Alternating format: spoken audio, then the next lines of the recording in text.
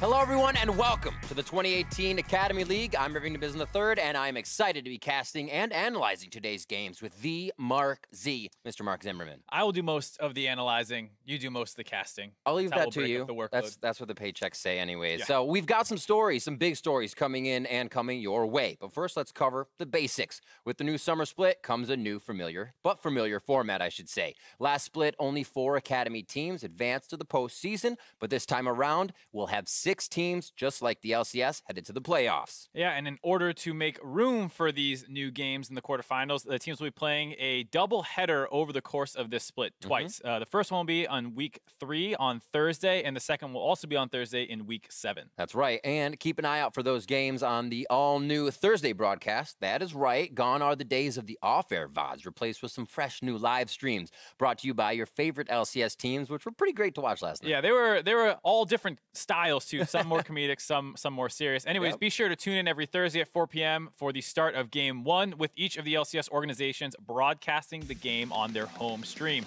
You can check out the URLs on your screen or visit lolesports.com for more information. Super exciting to be back. We will talk about some of those games in a bit, but first we need to talk about the biggest changes to Academy, the rosters. Every team, with the exception of Clutch Gaming, has made changes to their starting lineup, some small, others grand. You know what's coming next, though. The news has been reverberated around the esports community. The former Cloud9 Academy players Golden Glue, Keith, and Zazel have been called up to the LCS stage, which means Jensen, Sneaky, and Smoothie are playing in the Academy League this week. Yeah, that's definitely not the guys that you would think would be behind me right now, but there they are. And if you saw the video that got put out by Jack and Reaper, they talked about some of the decision-making for why they're doing this. They said that the performance of the Academy players has actually been doing pretty well, almost better than the actual starters, as well as the fact that there might have been some concerns around the attitude with how crazy the new meta is.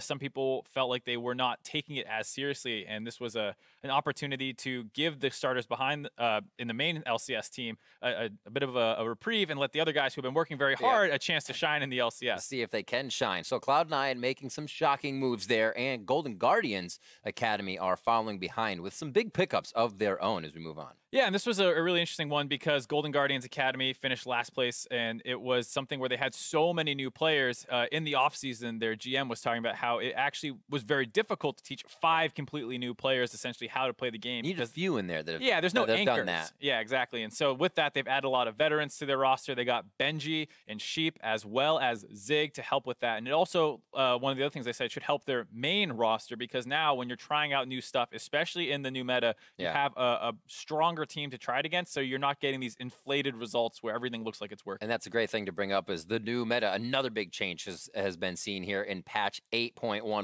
8.11. The meta changes are huge. We've seen plenty of iterations in different leagues throughout the week and got our first glimpse of the NA meta last night. Yeah, and the most prominent thing that you'll see in the meta is just weird bot laners. And if you're not sure what's happened, marksmen are still down there. The ones that you saw before are new, but or the ones that you saw in MSI are still there, but a lot of the newer marksmen have been replaced by other types of mages, essentially. So you see a lot of Vladimirs, you see Rises, Mordekaiser as well cropping up a lot. You saw Brand for Sneaky. So once you get past, I love it. Once you get past the Kaisa, Lucian, Ezreal, you start seeing really crazy stuff. It means a lot of fighting, and you love it as a play-by-play caster or just a caster in general. Seeing this new dynamic come out, but whose pop-up was that? Whose stun was that? Whose knock-up is that? There's so many more crowd control, just overall abilities to be messing with on the field. Yeah, it definitely feels like everyone's kind of relearning the game again, which is exciting, I think. For and most you saw the gold funneling with Yi as he goes around and just does his own thing, and a few of other those compositions that come out with new Karthus and the fun stuff. Yeah, and so this is the other kind of big new topic to talk about with the meta aside for the bot lane is this kind of gold funneling strategy where your jungler takes this hyper-scaling champion, farms the jungle, then moves up into the mid lane, grabs this farm as well, and then you get this kind of super carry, and they get super, super far ahead. They're head in levels, head in gold, and then with Yi, Taric, you get these kind of crazy stun setups and the ultimate to protect you in team fights. The thing is, we were excited to see Levi do this. He made the most sense of anyone in the Academy, and then it didn't quite work out. They actually got countered out. The Fiddlesticks is a huge counter to that Master Yi because he fears them and he runs away. And you saw that they actually ended up losing this game. But the strategy works with a couple other champions. Nunu Karthus has seen a lot of play internationally, as well as things like Mordekaiser Shyvana or Mordekaiser Graves. You can run it with a lot of different champions, and the underpinning strategy of it is you get mid farm and jungle farm to get catapulted ahead. I think I'm ready for us, but I don't think we've seen everything. We saw it happen in the European LCS today. If you haven't, check it out. Jana for Reckless, things like that. There's still much more to come. Before we do get into today's matches, let's see how the games last night panned out. The Academy squads of Counterlogic Gaming, Cloud9, Golden Guardians, Optic, and Team Liquid all started off the split with a victory. But everyone has a chance to claim a win this afternoon, so let's check out the new schedule. First up, FOXA Academy takes on FlyQuest. That's followed by Cloud9 Academy versus Counterlogic Gaming. Then Golden Guardians Academy takes a shot at 100 Thieves before we finally close out the day with TSM Academy versus Team Liquid Academy, which is probably going to be a good anchor to the day as well. So let's jump into game one. And what a better matchup to start us off than a rematch of the Academy Spring Finals between FOXA Academy and FlyQuest.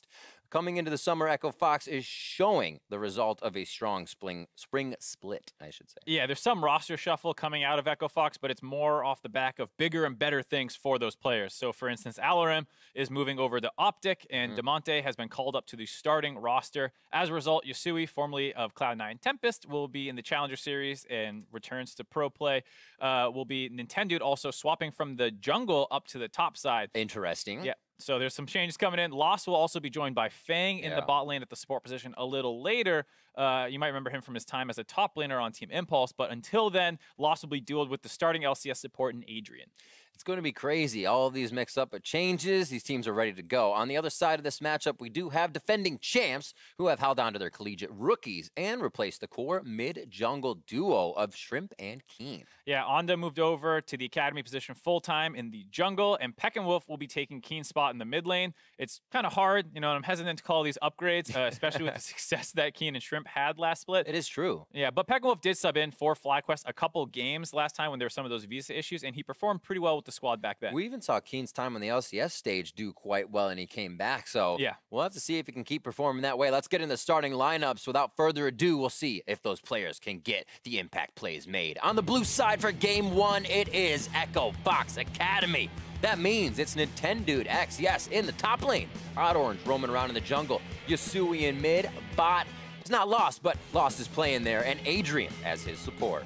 And over on the red side, it's FlyQuest Academy. I don't have nearly as many cool things as Rip does for introducing players. We just got No in the top lane, Onda in the jungle, Peckenwolf in the mid lane, Airy in the bot lane, supported by JJ. That's all right. This is what that academy, this is the academy summer split will be for you. Yeah. Sweet intros for these players. I'm just not as cool as you. That's the fundamental problem. It's like you're cool, have cool intros. I don't have that going. Start somewhere. We'll work up from there. Yeah, I guess I gotta get a motorcycle first. 2 or 3. Yeah, good. He's coming to the studio. So looking at actually what these guys are going to be bringing to the table, we just said we looked at a few teams subbing out Keen and Shrimp in that mid lane, which was a huge kind of impact play for those guys. That's where we saw Shrimp going all the time. That's where we saw the roam power coming from. So what do you think that change kind of overall was looking at to do? I think it's going to put a lot more pressure on the University of Toronto core of this team that a lot of times, I wouldn't say felt like role players, but they definitely were more functioning as a support for that mid-jungle synergy of Keen and Shrimp. Now with those two guys gone, it's going to fall on them to take a larger portion of the carry role. But I think they're up to the task. I had the opportunity to talk with a lot of them and their coach, Invert, about just how things were going, and they were loving the new meta. So you can expect some cool stuff out of them here in game one. Awesome, I love it. I don't like seeing the Pikes already banned. Yeah, this is mean. Talia, Camille gets taken out. A lot of things we've seen recently. And there goes the Lucian. Ben mid, Ben bot. Can go anywhere. Yeah, Lucian, Ezreal, and Kai'Sa, like we were saying, the 3 prominent AD carries. Once those get banned out, you're either taking Draven or something else in the kind of B tier category, or you start looking at the Vladimir, the Yasuos, and the Ryzes.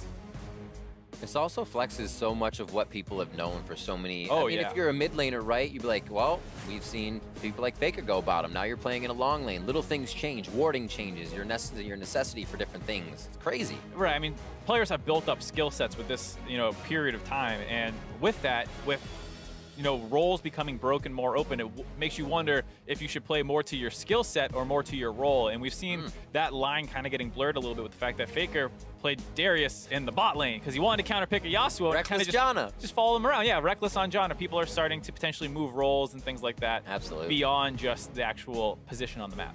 All right, so the Shen is out. A bit of shielding and global map pressure there as he's been seeing more, but I can say everybody's seeing more play. I've seen Urgot today. Ornn does get locked in, however. He saw plenty of play before. Yeah, seriously. Still seeing it. And we saw Lost playing a few of those tanks towards the bot lane. Moored for him yesterday, so it could be anything. Yeah, absolutely. And Shen, at this point, is more of a support champion with how everything's going. He does still see some flexing in the top side. And that's, I think, what's really cool about the meta. You know, you can talk about how the snowballs may be a little out of control, and some of those gold funneling strats, especially the Cherokee one, maybe needs to get toned down. But I do like the idea that, like, any of these picks can go anywhere right now because the meta is so open. Ornn can go bottom, Aurelia can go top, mid, or bottom. Braum can go mid. Like, who knows? You can't even begin to fathom what the composition will be based off the first couple picks. Aurelia Braum does get locked in. Still can't say anything. That could be Braum AD, Aurelia support. No, I'm just kidding. But honestly, about the gold funneling, this, I don't see what the problem is because this is what my junglers do all the time. Yeah, they come into I'm used to. I'm ganking. Oops, the gank didn't work out. Time to help push in the lane. Yeah, exactly. It's just officially a strategy now, Riv. Now you can't get mad at them. Put a name to it, doesn't make it any cooler. Yeah, before it was called taxing. Now it's just funneling. Now they're getting a full paycheck. Odd Orange locking in the Yasuo. A lot more play from him lately as well. Very big impact plays in the early game, and kind of all throughout you can dance around and be your own player. It almost is there's some compositions that say we're focusing on this one person, and there's some compositions that can kind of have these guys carried by themselves, and then you meet up with them later. It's definitely interesting because you see like these 4 protect 1 comps against a comp that has 4 carries. You know, like Graves, Zen in the jungle, plus all the solo laners as carries, and then there's some support trying to keep everyone alive. And I think it's so cool that there's not one dominant strategy right now. And maybe part of that is just due to the Wild West nature, and some of it might actually be due just to how the game functions now. I love how much we've actually analyzed where these picks are going, since there is no knowledge of where they are going. Like, that could be anywhere. Yeah, exactly. It's beautiful. I think Singed. This is League of Legends. If I can go out. You're going to go out on a limb here. It's fine. Assume anything. I think you can assume the Singed is going top. The Aurelia and Yasuo is a bit of an interesting one because it's not like Yasuo counters Aurelia, but you are able to stop that stun from coming in, which is so much of her setup. So you kind of get into this cat and mouse game where one team's trying to flex away and the other team's trying to chase them. That's what led to that Faker situation with Darius. Is like, well, I counterpick the Yasuo. Yasuo goes bottom. Bane can't play Darius, so Faker has to go down bot lane. And you kind of get into these things where on red side, you have that advantage a little bit of being able to get that final flex and final counter pick in. I'm also now, as we look at the compositions, you see this Trundle for Odd Orange. He can eat up Singed. He can eat up Braum. This is great for him late game. So those picks from FlyQuest Academy are going to have to do some quick work before they become big, just for Odd Orange. Yeah, Echo Fox with their jungler already selected in the Trundle, ban out a couple of the more aggressive AD-focused junglers. So Zen and Graves are out. Zen with the meta, with the Scuttle Crabs and all that stuff, very good at skirmishing early, as well as a strong level 2 gank, which sometimes comes into play. So he's kind of taken Jarvan's spot in that way, where a lot of times Jarvan was the level 2 ganker. It's now Zen. So we see that Mordekaiser being taken away from Lost this game. Airy will take that. Oh, yeah. He did play Mord yesterday as well in their game versus Cloud9 Academy versus Sneaky's brand, if you will. Yeah. Sneaky does have an interesting brand. I'll give you that. It is. Avert your eyes. Ezreal here locked in. We're going to actually get somewhat of a composition in the support finalizer of what we may see coming in that Rakan. Looks like FlyQuest Academy, FOXA Academy, I should say, is going to go pretty traditional here. And that's what's cool. You know, on the one hand, someone's going to be running Mordekaiser plus X. Still need to see what that ends up being. Probably not Braum. You don't actually see those two paired together that much. So this might be a jungle pick that's going to combo with the Mord. That's what I would expect. Shyvana's up. That's one of the most common ones that you see. Both of them have great synergy with the dragons. And Mord does take a little bit of the farm, so it's not like Shyvana's getting 100% of what's mid. Mord often takes it, just has a relic shield start. That's what I would expect to see maybe, and then you have Aurelia going bottom. But now, you know, this is what I'm talking about. Who knows? Looks like Swain mid. I love it. With Mordekaiser Braum will actually be the bot lane. Didn't think that's what it would be, but looks like that's what we're getting. These are super picks. The super flex can be played the entire time, and it is. This becomes so much more strenuous for the coaches as well to figure out what a good matchup is going to be. I know they're still switching. Yeah, I mean, 20 seconds. At any point, 17 seconds left on the clock. Let's talk about Echo Fox. And at 20 seconds, they have to be in the right order. So we'll figure that out. It looks like Echo Fox is going to be locking in safety. Get Lost farmed. It's Ezreal. It's Lost. That's what he plays if it's not Tristan. Yep. So Echo Fox's comp, pretty synergistic all around. You have Braum, Rakan, and Trundle all being able to provide knockups for the Yasuo. Ezreal's kind of this guy on his own in the backline, pelting away at people safely, while the rest of the team's probably going to be diving with that Yasuo in there. It did look like we ended up with the Aurelia in the jungle, the Swain mid, and the Mordekaiser Braum down there in the bot lane. So it's kind of what they showed initially, with the flexes just coming in to try and confuse everybody. All right, we'll have to see. They are out onto the Rift. And now for our basically first cast here. Yeah, they played yesterday. We saw it was happening, but bringing the season back in. Summer has started, ladies and gentlemen. Thank you for joining us. And we're now about to see what Summer has brought. Yeah, we'll have to see. Now, so what's interesting is we talked about the role swapping a little bit. And some of these teams, even if you see what you suppose are these lane assignments, they can easily change them around. And we'll see if this level 1 works before I continue any further. Oh, saw him. Lost able to drop that ward and get out of there. Doesn't die. They do get the ward kill, though. So what I was going to say with some of these lane swapping things, there's something really interesting in the LCK where they actually 2v1'd the mid lane with Mordekaiser Alistar against an Aurelion Sol. So what I was going to go with this is, even if that Braum looks like it should be bottom with the Mordekaiser, you never actually know, and it could go mid to support the Aurelia. The Mordekaiser can still go mid here, and you can have a different bot lane. It could be Swain Braum. We'll have to see what they actually do, as they all kind of grouped up in the bot jungle, not giving any clarity for me. Just waiting for the bushwhack. Oh, a little bit of vision there. They see one. They're probably going to figure more is there, since they do have odd orange towards the top side. A little bit of love for red. We're going to get things rolling here for the Summer Split Academy League.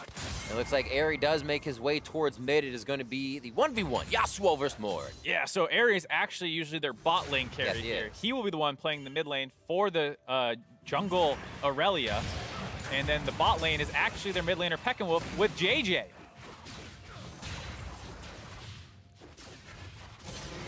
See how they're going to figure this one out. He does go mid. I love seeing that they keep switching it up. So are they going to push one wave, get, and then move? Is he going to share waves? Do you take one, go to a different? Oh, yes. Get out of there. Yep, they're going to be going for a Scuttle Crab or a Raptor invade. And this is what this kind of...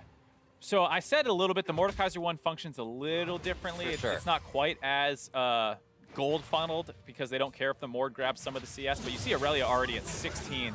And so they're going to group up, push mid together to get the priority, and then they go and steal more jungle resources. Feels good. Mord has that passive that allows him to get... It's actually more complicated than people think. They're just like, oh yeah, he gets the same XP. It's actually 50% of the missing bonus XP he reclaims. So he's actually getting more like 80% or something like that. It's complicated maths, especially when you both start functioning in like the levels and stuff. But either way, more efficient than any other duo combo can be. Finding aggression on that level 3 for Airy, seeing if he would bite back. It looks like they stay safe for now. There is an exhaust on Airy there, so he's actually quite safe in this mid lane to just kind of shut down Yasui, be safe for himself, keep that kill pressure off. Yasui on Yasuo. It's been a while since we saw this guy. He was kind of hailed a couple of years ago as the next generation of North American mid laners before getting in a little bit of trouble. I think he got suspended for a little bit before finally coming back now. This time on Echo Fox Academy. Sometimes your skill gets the best of you, right? And you think it should be put before you're being nice to others. But right now, he's back. And now the skill and being nice is quite leveled out. We'll see what he can do. 23 to 15. Not phased at all by this lane. And I guess you should be as a player. You shouldn't be like, oh, things are going to be crazy. I need to change it. Play your game. Go about playing Yasuo. It's definitely kind of thing that, like, at this point, it's no longer a surprise when something crazy happens. It's no, you know, for these guys who have been scrimming on this patch for weeks now, you're not like, oh my god, there's a 2v1 in the mid lane. While it might be crazy for us viewers, I'm sure Yasui has played against it enough times to not get phased by the uniqueness of the lane. It does have to be annoying, though. Oh, I'm sure it's like, not. Well, I know this lane's coming in. Got to quickly just get some Steel Tempest out. A little bit of Vision of Empire tag on there. Lost takes some extra damage as Peckenwolf gets himself in. No charges, though. He gets himself back safety. Just hang out. JJ and Peckenwolf not doing too bad. Down in CS a little bit, but they're fine. I have to switch it up. Yeah, you got to look at the mid laner versus the AD carry. I was like 12 to 30. Uh-oh. And it's even harder than that because you have to look at Yasui versus Onda, really, and you look at the Ezreal versus the Swain. So you're kind of going diagonal, shifting it up. Yep. You know, you got a little ladder connecting those two on your display. We are going to have an Infernal Drake first. That might get a little bit of love here. We'll have to see how, I think FlyQuest Academy may pull the trigger first on making this composition work. You can't really just rest on your laurels here and be like, hey, we're okay kind of losing lane. Push lane, you want to get better than par if you're running this composition. Yeah, I mean, talk about scaling on this patch is a bit of a nightmare. You never know who's supposed to be better and at which points. But I think it's pretty safe to say that without factoring in the gold funneling necessarily, it should favor Echo Fox's scaling, Yasuo and Ezreal being great, as well as having a pretty strong front line as well. But who knows, because, you know, FlyQuest, even though it's 8K gold, a larger portion of that is put on that Aurelia. So you start to wonder about how even it is, because it's 62 CS versus the next closest at 45 on the enemy team. It's great. A meta like this, too, it teaches different things. Now, I bet you Anda knows exactly when mid-minions hit all the time. I'd be like, I could do a camp and a half, and then mid-minions will hit. And then I could do one more camp, mid-minions will hit. Learning extra things. Stuff to do every day. Yeah, I mean, it's something that takes player skill a little less away from being able to execute on well-understood matchups, as we see a face check here. Huzzah! Airy taking a bit of damage, gets that first shield out, big damage onto him. Anda doesn't have too much to give back. Airy low, below 100. First blood coming in for Yasui. Really nice play there, setting up, taking advantage of one of the few times that they have the jungle, mid priority to meet up with this jungler. The pillar missed, so they weren't able to get the Yasuo ult quite off of it, but a nice roam by Nintendo. I love the tag. Yeah. That was so good. Welcome back to the LCS, or Academy here for Nintendo. That's what he's doing, right? That's his aim. So that kill, does that kind of engage this dragon now? They say, we're going to fight it. JJ Anda still feels strong. Peckinwolf comes out of lane as he has lost a little bit, curved on the bot side there. It's going to be 700 damage on it. Smite comes through. That easily goes to Fox, but exalting fight. Peckinwolf missing the never move. They're onto JJ, not looking good for him. There's the last breath. Anda has to be turned back here. A lot has been used for Fox, and FlyQuest knows it. They can now start to bite down with their abilities off a cooldown. There's the first one. Adrian tries to get himself to safety, but also deter the fight. Can they flip another one in? No is looking to take down Lost, and it looks like he is stuck up the river without a paddle. There's the chair. JJ says, sit down. Echo Fox overreaching a little bit from that pickoff in the mid lane. The dragon goes down a little too slowly, and FlyQuest are able to collapse, get a kill, and start working down on this turret. We'll probably be able to grab this one as well. What a turnaround. We said FlyQuest was going to want to be able to activate these lanes quick, and Echo Fox went right to Dragon and gave him a chance. And it was a good idea, because whenever you're against a Mordekaiser comp, getting a dragon away from him is good. Right, you don't want to see a big dragon come down and start pushing your turrets, but probably a little over-eager with that decision there. And as a result, they give up some kills.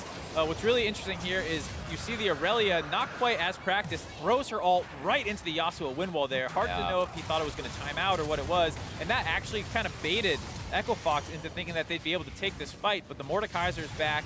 The Swain, nice little sidestep there to you know, not keep kiting down, actually meets back up with his team. So they're able to get the one kill, and then No at level 6, just a speedy Poison Man.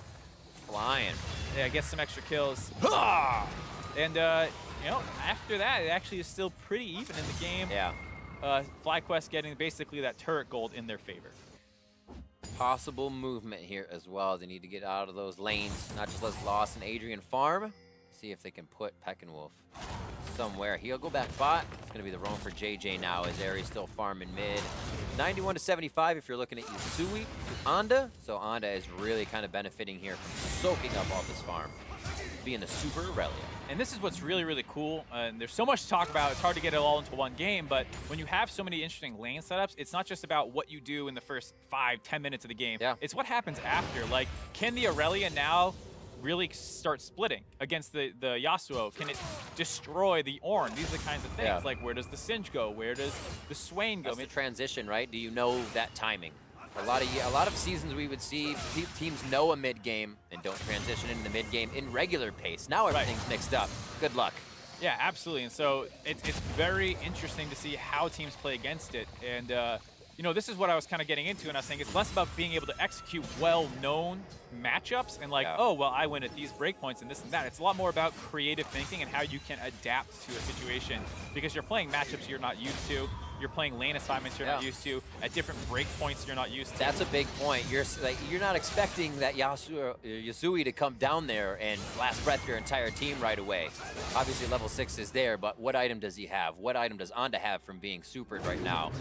And that kind of break point as you're talking about is that, oops, I was surprised by that moment. My bad. He flashed on me. Yeah, exactly. I mean, how many Swains are used to getting the different XP from being bot lane? You know, they're so used to being mid laners, top, or whatever. So you now have to deal with the fact you are a little more under-leveled, but hey, you have a giant Aurelia now pushing mid lane. A lot of mobility now that that first turret's down for this team. They have the chance to go lane to lane, and FlyQuest Academy is trying to add more pressure wherever they can. Odd Orange called to the mid lane to help that out. He's not doing too shabby for himself right now. Hopefully he can absorb something from JJ or No in these next fights. That lane, 93 to 74. No actually really big getting a benefit from going down bot lane for that last fight. Yeah, definitely been ignoring the top side a little bit with how much interesting stuff was going on in the mid, bot, and jungle. But No, as well as having that nice TP down to that bot lane fight, has definitely kind of put himself as the biggest threat on this map, because he's going to hit you know, his Rylai's pretty soon here, most likely, and then he's going to be charging down on the side of Echo Fox, and I don't know if they're ready for that big of a singe. So what is next? As we see kind of, you know, Onda is big, Tiamat finished up, kind of looking to rush that a bit. Is this the chance for him to go to the side lane, or is there still too much action? Stuff needs to be broken between No and Nintendo before they can really break that open. I think you'll mostly be looking to keep him more in the mid lane. I think especially because you need to keep him next to Mord, and Mord's not very fast, so you want to keep him close to the jungle camp. Those big old feet. Yeah, it's tough for the Metal Man to get around the map, so you'll most likely see Onda mid more. Flawless duet. He might have gotten himself into a situation he didn't want. Onda throws it out, tries to disarm the entire FOXA Academy team, and the teleports come through. Yasui almost goes down as Peckinwolf absolutely explodes with almost enough ultimate damage to take him down. More pressure to the mid lane. It looks like they may stay for the full turret. Yeah, even though they weren't able to find that kill, Yasui just barely staying alive. They have the pressure after the fight to continue pushing. Did not take that turret quite yet. Wonder if they could have looked somewhere else. Maybe Rift Herald would have been a better objective to try out. Because one of the things that happened in the patch as well, Shelly got that buff, do 1,500 damage minimum, so we're used to seeing those kind of 200 damage charges on turret. Those are gone now. She continues to heavily chunk turrets with her charges. It's absolutely crazy, and something we really didn't mention in the beginning, we said, you know, things have changed, 8-1-1, it's great, but games are incredibly fast right now when you get a lead. It is very hard to stop a team once they get on the tracks and start rolling. And I think that's one of the bigger reasons you've seen marksmen pushed out of the bot lane a little bit. You need to spike on 1 to 2 items, and Ezreal is that champion, right? You know, you get the Triforce, you get the Muramana, you're basically 100% good to go. Kai'Sa much the same way, Ezreal the same way, or excuse me, Lucian the same way. All of them, you know, kind of spiking on their Ginsus, Bork, Triforce, these kinds of things. And because the game ends so fast, you don't get to that 3rd item. Whereas, you know, if the game slowed down, I'm sure you would see much more marksmen coming back into the meta. But until then, hey, Swain, get him his Roa, he's pretty much good to go. See what this ward provides here for FlyQuest Academy. Enough vision at least for them to know No can come down from the top lane. Mid finally goes down, only took 3 times. 3rd time is a charm here for FlyQuest and their pressure. And now a Mountain Drake is up. They'll be able to put vision all throughout the spot side of the jungle as they start to control the map even more. And here goes Proxy No. Starts dipping down behind Nintendo on the top side to be a nuisance. Yeah, he's at that Rylai's power spike that we're saying that Singe wants. He has it now. It's going to be very hard for him to fight for this dragon. That's kind of why you see Echo Fox deciding to not even bother looking to do that. He's kind of going to give this one up. Interesting as well for FlyQuest coming through. Onda, somewhat of an aggressive jungler, but we remember him kind of being a tankier jungler, being more supportive, and now we're like, hey Onda, how about you be the carry and we'll protect you and give you all this farm. It's interesting to see the players as well change throughout these dynamics. I think it's also a skill set of his that even though he was mostly known for the Zac and the Jax playing more of a farming oriented style, everyone who has played with Onda will talk about how smart he is and how much of a student of the game he is, just constantly watching VODs and like looking up numbers and things like that. And this is the perfect meta for a player like that. Like you're talking about these timings about how long can I be away from mid wave before I need to come back. Yeah, that's true. The smarter the player, the better for that, because even though you might not have thought of him as, oh, he's a super hard carry jungler, well, he's smart and he knows where to be on the map at the right time. And that's something that this meta will favor him for with all the gold funneling. It's crazy. We must enjoy the multitasking. Give him more. He wants to handle more. Nashor's Tooth finished up for him as he continues to build. Looks like it was a phage in his pocket, ready to come up there. few other items. Banner is finished up for Nintendo, so they give themselves a little outside pressure here on the map that might have to be respected, but now Fly actually has 2 people to start responding to this stuff with. They only send Peckenwolf, though, as the roam was there from Ari and him. Yeah, probably happy to get a little bit of solo XP finally. No Braum on his coat. Leave me alone. Yeah. And the Aurelia gets Tiamat to help you clear the jungle faster with the smaller creeps before transitioning to your typical first item. The quickness! Then he is right in there. Wow, they activated that early, and it was basically one of those, what is he doing out here? And they take down Ari. Yeah, a little lax for the bot laner playing in the mid lane, not quite used to the positioning there and gets taken Great down. call. It's a great call. Can happen over and over again if you're not thinking of those things that come in second nature from your regular lane. 15 minutes on the clock. This was pressured by Echo Fox Academy, and they are able to secure the Rift Herald after all. Huge pickoff, all things considered. While it might only seem like a single kill, denying the Rift Herald, one of the biggest snowball mechanics in the game right now with how little wave clear there is. The fact that you keep that off the team in the lead and maybe you can use it to grab a turret yourself will be huge for keeping Echo Fox in this game and allowing their Ezreal and Yasuo to get to their 2-item power spikes. See what we have. Still quite recipeed on the side of Lost as he builds up his tiers. And we'll see this one more time. They just said, yeah, even if somebody was there to fight, it seems, they would have been able to take it and be out. Yeah, just got his flash up, didn't know he was under that much pressure. No wards up in that top river to see the Rakan wrapping around, as well as just how good Yasuo is for getting on top of people.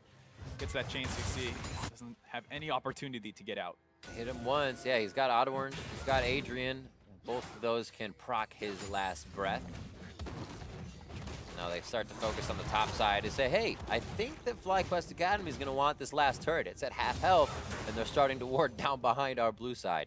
It looks like the rest of the team starts to encroach a little bit from mid now that it's gone, and this becomes harder for Echo Fox.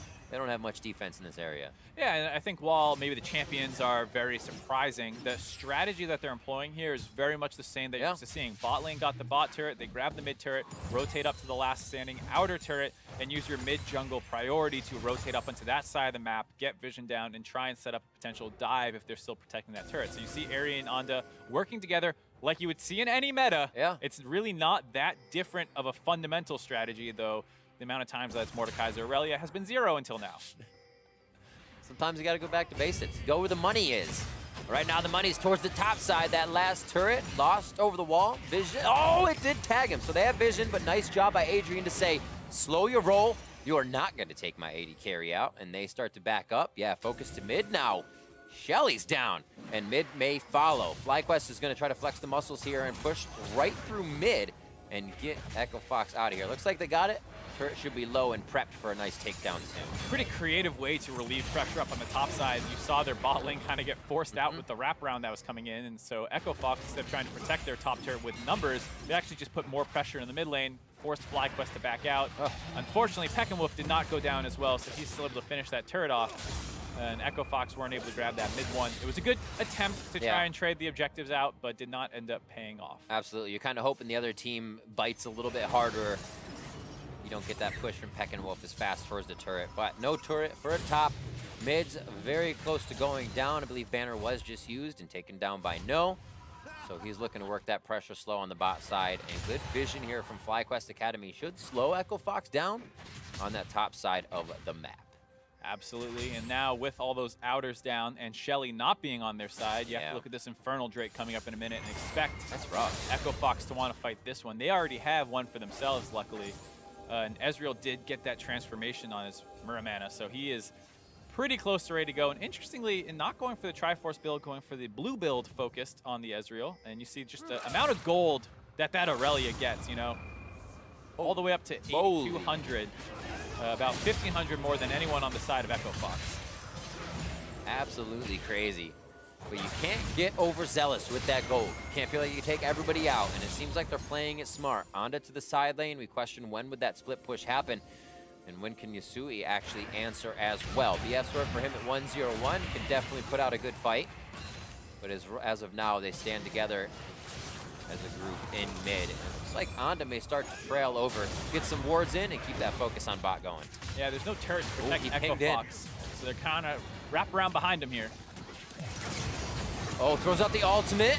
Disarm, very nicely done to Adrian. Can't get any auto attacks, and not that it really matters, but they take him down, and it matters for Airy to get himself back into this game and a little bit bigger on that Mord. A nice pinch in by FlyQuest Academy. Yeah, you saw that pincer. You have that disarm get thrown out. They're not done yet, though. They're still trying to wrap around behind Echo Fox. Oh, hello. Misses the flawless duets. The crowd control's gone there. One tag. Winter's bite, concussive blows. Nice stop there as they try to get themselves into the hit, or into the kill, I should say. It looks like they'll back off out of this one. Odd Orange finally getting there. Everybody from Fox Academy was kind of considering that they'd fight, but not respecting it enough.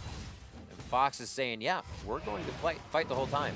Yeah, I mean, it was a nice attempt by Nintendo to protect Usui. He had a nice E onto the turret to knock everyone up, but there's too much damage there. Now the Yasuo Ghost gets traded out for the Dragon Ghost. You can only have one Ghost as Mordekaiser, and if you have auto-attack the Dragon in the last 10 seconds, when it dies, it will become your Ghost, regardless of if you have another one. And so I guess, either intentionally or not, Airy has decided he'd rather have a big undead dragon than an undead samurai thing. That's true. It is true. It helps me by not seeing Fox Usui run around in red on Fly Academy. It was very nice of him. Wait a minute. Made it much easier for Riv to cast. So the Dragon does go over to FlyQuest Academy, and we were talking about that before. The fact that they can get that with Mord is just so gigantic. He's gonna hang out. What are you doing, Dragon? It's always it's always funny because, you know, usually a Dragon will be taken after a fight. That's a little bit of trading down here on the bot side.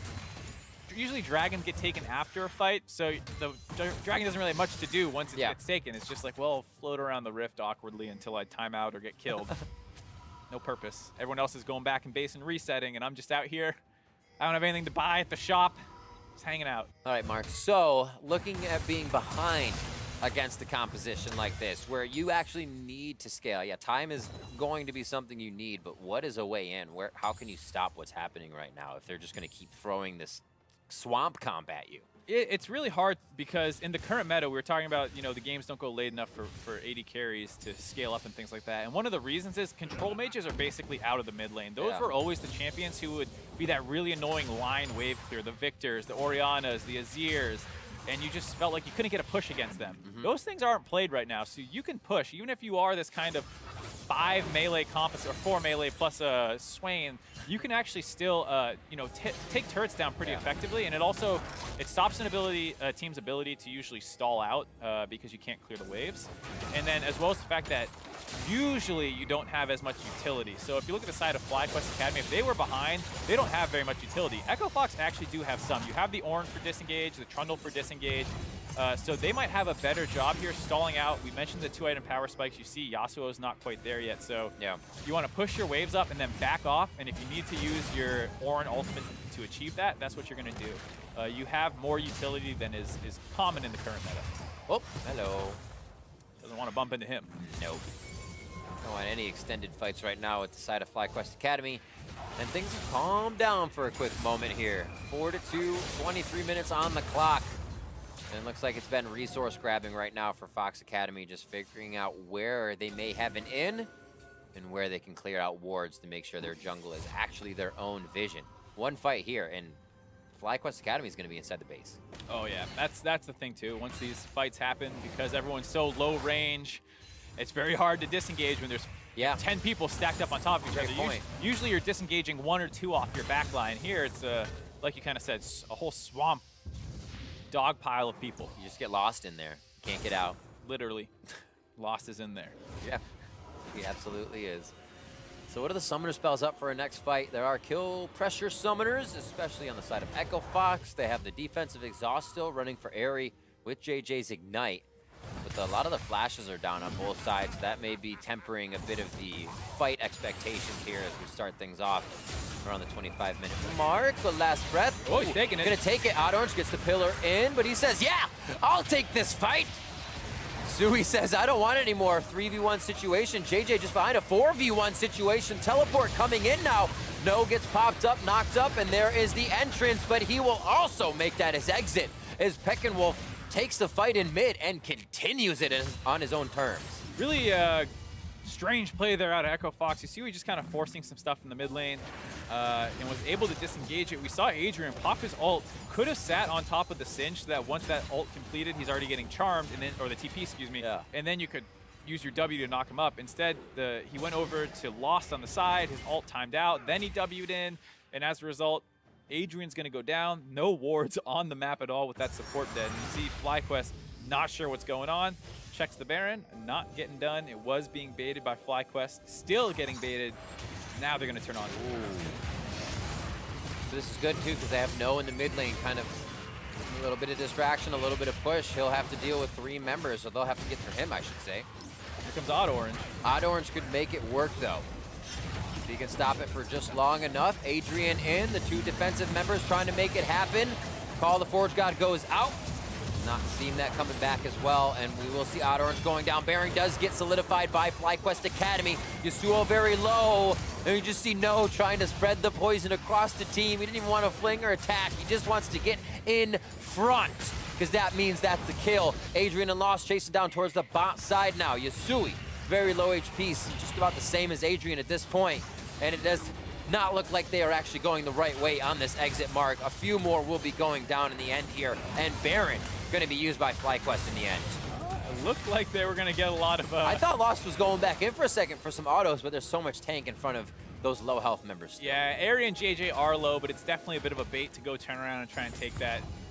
Anda, the most important member, is still full HP, would have been able to hop onto that Ezreal, so they disengage. They end up losing 2 over the course of that long sequence, and just not quite able to find any kills. The baits on those were even bigger, too. Before we get the replay, you see the 3 stopwatches there for FlyQuest, which is just showing how far they are ahead, that they could have baited these fights out that much more, even with the victory. And so the biggest problem for them in this fight, like you said, that Ornn ult going to get blocked out by JJ here. No is just kind of running interference, and then boom, Ornn ult blocked, no way in. You saw how low Ari and some of these other members were.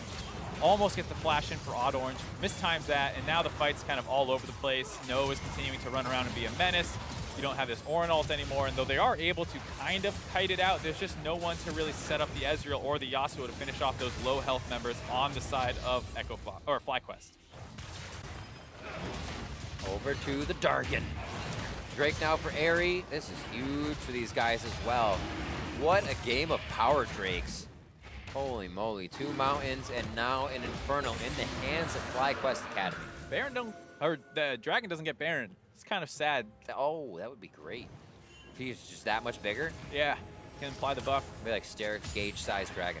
And this is where we're talking about the fact that with the lack of line wave clear available that usually came in from the mid wave, these sieges become very effective. Baron itself, pretty effective. You add in a Dragon, you can probably expect FlyQuest to be able to take an inhib, and if Echo Fox gets dove, that might be the game. I think you should be able to banner the Dragon. Damage reduction on that thing? Just take out a turret in 1 shot. How many more bad strategies can we come up with Dragons? Make them all. He'll be able to fire a breath all the way down 1 lane, destroying all minions to the Nexus. You should be able to apply Ardent Sensor to him, too. Yep, absolutely. Shield him. He's in the front. Why not? He's your tank. You can't heal him. It's like a White Mage Summoner combo. You can also heal. 30 minutes, Dragon down. 7-2 here, and FlyQuest Academy feeling very good about the positioning. They move forward with confidence, placing the wards. They know they can win a fight in as well, because they're just getting Adrian to sweep everything so soon. He can't cover all the vision. Yeah, and Lost has to be really careful here. If they get a pullback on him with the Swain E or Aurelia E, he's going to get popped instantly. Nose going in, a lot of pressure there. Horn God comes out, and 10 dude shuffles to the right to give it a left dodge there. And it looks like they are going to be able to take down the turret. You're going to flip! Yasui possibly gets chucked back into the fight, and it's going to be a dog pile onto him. Turret goes down. Yasui falls next. 29 minutes on the clock, and FlyQuest Academy is inside the base of Echo Fox. Yasui going down to the turret, but it's just the ghost. They don't need him. They are still running strong. It looks like they're going to head outside the base and say, we took a bit, but we can take more. Let's not overextend ourselves. We'll do it the easy way. Looks like they're going to have to back off this one. Yeah. Baron buff did time out, so they're not going to have anything to help them push this. And there you see just a really nice counter engage by JJ. He's actually playing super well this game. We talked about in the Baron fight, stopping that Ornn engage. This time didn't stop the Ornn engage, but Adrian had a bit of a telegraphed Rakan engage. So as soon as he saw that ult come out, you're going to see Airy drop his Braum ult and knock him up. Watch there. Stopped from going in. That denies the engage, so there's no combo between the Braum and the Ornn and the Rakan. And then No, with all that CC down, is safe to just kind of charge into the backline. No one can lock him down. He flips Yusui in. That gives the go 6v4. Yusui betraying his team. Luckily, they're all able to get out after that, so they only lose the inhib, but they have fallen very far behind in this game, over 10K behind. FlyQuest Academy looking to go strong today. Cloud9 Academy taking a victory over FlyQuest yesterday. So FlyQuest saying, shake that off. We got to come out strong. We made these changes for a reason. Keen and Shrimp out, Peckinwolf and Onda in. It seems to be clicking a little bit more this game. It's also hard to say, you know, given that you're against Jensen, Sneaky, and Smoothie. That's true. Many of those guys in contention for the best in the roles in the LCS. You know, I don't think a loss to them is anything to hang your head about. When you lose to the guys that might just win, it's all right. We talked about the world's experience of, you know, C9 Academy. It's pretty impressive. So very nice bounce back game here for FlyQuest Academy, but still kind of sticking to their guns. I believe they ran Mord in that game as well. And Mord's a champion that in the meta has picked up a lot more losses than wins. And people are kind of struggling to get him used here. But, you know, FlyQuest just sticking whoever's their best Mordekaiser in the mid lane, not trying to make Peckinwolf learn Mordekaiser, just like, hey, Airy, you already know him, you go mid. I wonder if that changes from week to week too. Maybe they have two that are really at that level, and they're like, I'm feeling good on Mord this week. It's yours, bro. Quickness goes in. FlyQuest are taking the fight easily here. Echo Fox going for broke, and they are going to lose just about every member. Nintendude stands because he has more HP. But that is not the case in the end. Airy coming up with a few more kills. FlyQuest Academy making quick work of the base, the Rift, and this matchup as they take down Echo Fox. The Nexus in their eyes now with this last Nexus turret going down. And across the map, not a turret drop for Echo Fox Academy as FlyQuest takes the victory. Really, really impressive performance out of FlyQuest Academy, not only showcasing you know, their skill, but also a good understanding of the meta, the players showing that we have the Mordekaiser, we have the Bruisers in the bot lane, we got the Aurelia in the jungle, all this crazy stuff in their draft, but it all executed and worked pretty well together.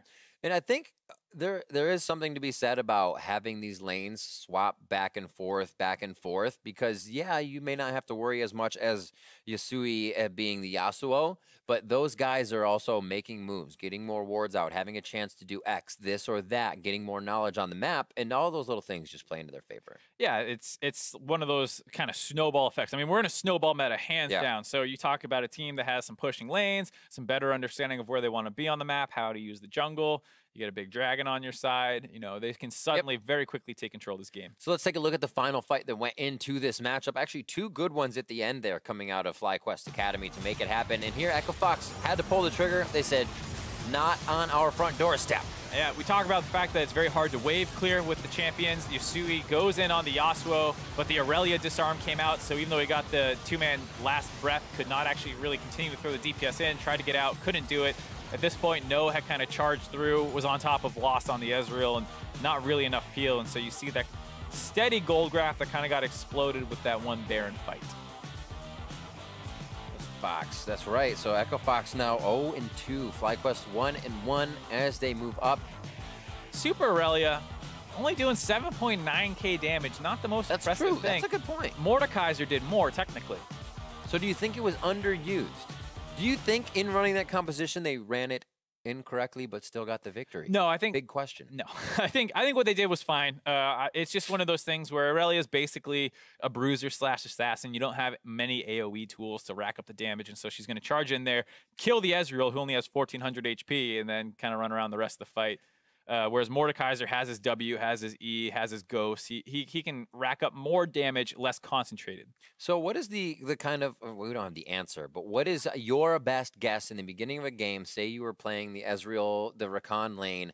Do you call for your jungler to come gank that, or is that lane crazy? Do you just go try to kill Mord a bunch of times? I guess that's what they tried to do, but he played safe. Like, how do you as a regular playing team thwart that? It's going to take some time. And I hope that's why I hope the meta doesn't actually get changed game balance wise too much, because I don't think anyone knows what's happening, right? Like no one knows 100% what they should be doing. And so it's going to be hard to know what is the optimal strategy and how to play against it. Whenever you see these hard farming funnel with the super champion in the jungle, the thing that shuts it down the most is a pushing mid laner and aggressive jungler.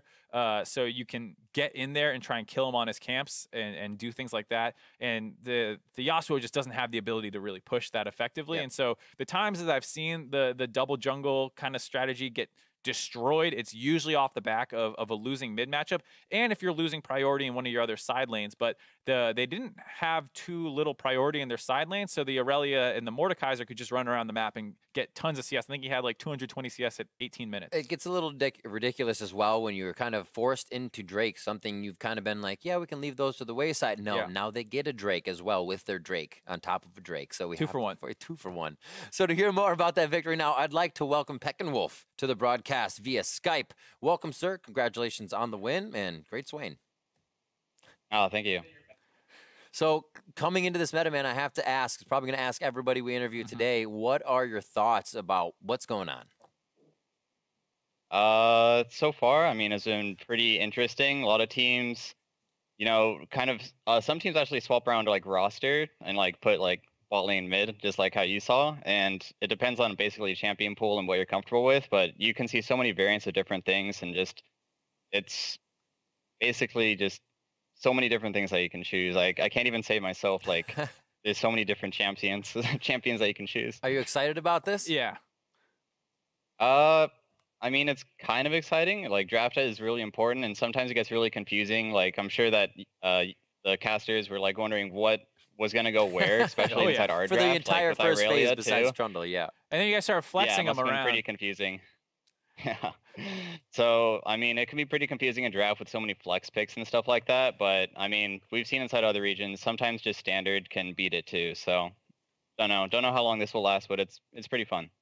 So it's glad to hear you think it's fun. I know a lot of people have been very opinionated about it. How does like Aerie and JJ feel? Because now you were bot lane, Aerie was mid lane. Like, are people enjoying the meta? I know no one knows what's happening, but is it at least enjoyable for your entire team, or is it just you enjoying it? I wouldn't say that maybe Aerie is enjoying it, but maybe everybody else is. That's hilarious. Hopefully it kind of becomes more fun for him as things go on. I have to ask though, to that kind of note, how is the team doing? How are things starting off for the year? 1-1 now, getting things rolling. What's the general kind of feel in the house? I'm pretty happy with the way that we're playing right now. We have a lot of things that we can improve on, but so far it seems that every single time that we lose, I think we're gaining a lot of information and we're not confused about, wow, why did we lose here? So I think we have a ton of potential to improve over the next split, especially like yesterday, even though we lost versus the C9, we could have definitely won it. And I feel like we actually played bad rather than them playing good. So I think we have tons of potentials to win. Awesome. Interesting to hear. Well, thank you very much, Peckenwolf. Congratulations again, and best of luck moving forward. Thank you. Absolutely. So we are headed for a break now, but when we come back, Counterlogic Gaming Academy takes on Cloud9. You're watching the NA Academy League. Aerie taking a bit of damage, gets that first shield out, big damage onto him. Hounda doesn't have too much to give back. Aerie low, below 100. First blood coming in for Yasui. Can they flip another one in? No is looking to take down Lost, and it looks like he is stuck up the river without a paddle. There's the chair. JJ says, sit down. Misses the flawless duets. The crowd control's gone there. One tag. Winter's Bite, conclusive blows. Nice stop there. No gets popped up, knocked up, and there is the entrance, but he will also make that his exit. Quickness goes in. FlyQuest are taking the fight easily here. Echo Fox going for broke, and they are going to lose just about every member. Nintendude stands because he has more HP. That is not the case in the end. Aerie coming up with a few more kills. FlyQuest Academy making quick work of the base, the rift, and this matchup.